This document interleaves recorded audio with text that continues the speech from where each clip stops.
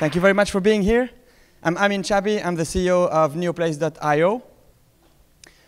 We are an e-commerce startup, and we're building a protocol for marketplaces to run on the blockchain. The way we are doing it, and the reason why we're doing it is to offer the all-in-one marketplace opportunity for crypto holders to spend their cryptos in the real world on goods and services. So today's e-commerce, you're all familiar with it. We are all buyers and sellers through many platforms. The way it happens today, it's essentially centralized. It tends to be very costly, particularly for small vendors and small transactions. The fees are generally between 8 to 15% for goods, and rather 13 to 20% for services. And most importantly, it's not inclusive. So if you don't have a credit card, if you don't have a big willingness to pay, you're not able to pay because the fair price builds up because of these cost structures. Okay? So needless to say, if you are a small vendor, in many cases, the marketplace will just push back on you the customer satisfaction. And generally, you're in the wrong end of arbitration when there is a dispute with a customer. This is particularly true with freelancers, where the funds aren't released until the customer says OK. So how do we solve this problem? E-commerce is a huge market. We're not gunning for the whole $2 trillion a year of total addressable market. We're only focusing on freelancing services. So Neoplace Service is our platform for that. And goods generally within the smaller transaction segment, so below $30 price point. The blockchain technology is a unique opportunity to essentially externalize infrastructure cost, and we're passing all of that to our ecosystem and partners. What we want to be is the protocol with a basic option, and you'll see that in the next slides. So let's just explain how it works for goods. So for goods, if you can imagine an OEM in China doing electronics, small laptop accessories and the likes, they generally go through a centralized marketplace. With our offering, they'd have actually a choice of several marketplaces, one of which will be the one you can actually download on your phone right now, which is called Neoplace Market. Okay? It's a rather basic one with just the security of an escrow account and the normal feature of a search engine and displaying goods. Okay? That's the basic offering with a 2 to 3% take rate. Now, a lot of vendors are more into the bigger volume and have already a user base today. We're not reinventing the wheel in that department. Some of them have existing e-shops, maybe single big brands, and some of them have complete turnkey marketplaces, particularly in specialized segments like luxury or white goods and things like that. So for cross-border e-commerce, being a protocol that allows vendors who accept to be paid in cryptocurrencies to meet the crypto community who wants to spend it will allow us to actually build an ecosystem that's ultimately much, much bigger than us. Okay? For the service, it's a different user experience, but it's the same dynamics. So the dynamics for freelancing are, today, it caters mostly to the very high end of the market, the $50 plus an hour type freelancers. But it's not really inclusive for people who don't have a bank account or a credit card. And again, the same strategy applies. We are the basic offering for freelancers in just a couple of categories where we can cater to the lower transaction size. But we are totally open to anyone who wants to plug through our APIs and run on the blockchain through our protocol. Okay? This could be anything from specialized IT companies with services to big corporations who have a more sophisticated onboarding process with an RFP and an RFQ, et cetera, et cetera. So this is the basic data structure we're doing today. We've always built it and thought of it in a way that's agnostic from the blockchain, okay? It just so happens that today the best combination is a hybrid of IPFS and Ethereum, because we still get all the bandwidth we need in storing large amounts of data, which is the epitome of marketplaces.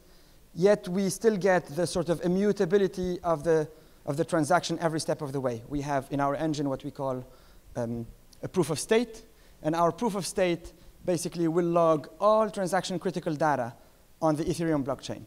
If there's any dispute, nobody can actually redact the pictures or the transaction features. We can authenticate every file through what we've done. The smart contract is also what holds our escrow account.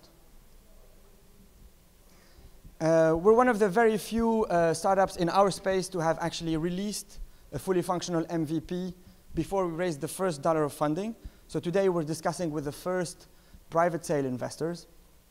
But the app has been actually released on iOS and Android for about 3 weeks now. And the transaction that we run to validate Bitcoin, Ether, and Neo as accepted currencies is actually on our website. You can log on to that and understand how it actually works on the blockchain. We have a screen of Etherscan, so you can actually see the funds go into the escrow account and be released to the vendor. Our marketing strategy is to be absolutely nimble and totally focused on bringing value to the crypto holders community, and that means developing just one category for goods and one category for services. The one for services will be, as I explained, software, the software skill set. And India is a huge market for that, for acquisition and retention of offering.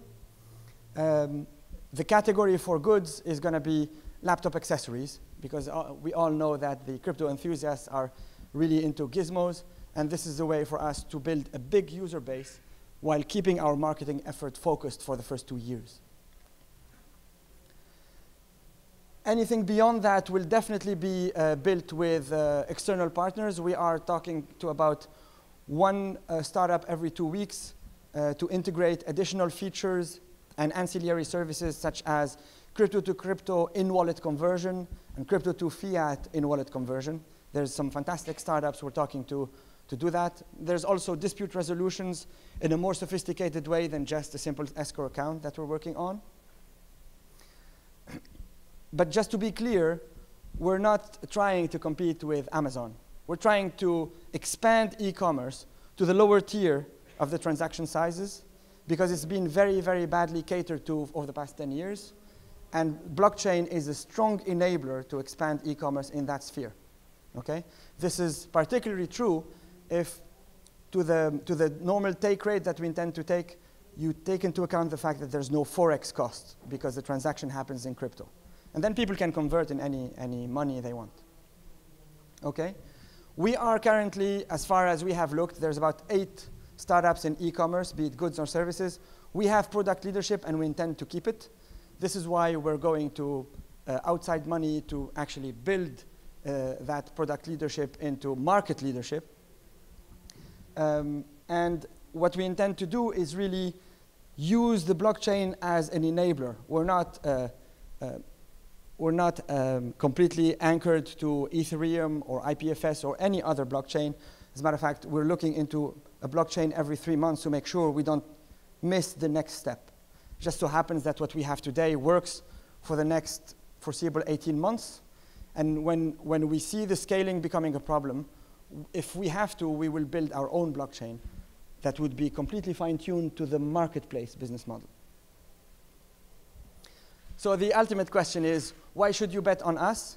Well, the first reason I would give is we all have credentials in our past lives that all channel our effort towards execution.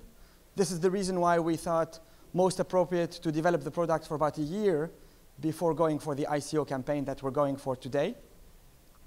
Our COO, who's actually hired me in the top job, is a serial entrepreneur who's already had an exit in the tune of $25 million valuation. It was computer vision for retail, and we intend to leverage that retail order book to get some serious partnerships with big retail brands. The Strong brothers are our computer scientists and are the brains behind the product as you see it today.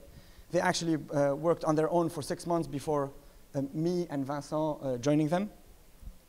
And I come from, oddly enough, I come from aerospace engineering, where I spent 10 years working on high tech applied to civil aviation. But over the past 4 years, I've had several ventures, notably in LBO and in trying to digitize existing family businesses. This is it for me. This is the token as we intend to design it. Our hard cap is going to be $30 million.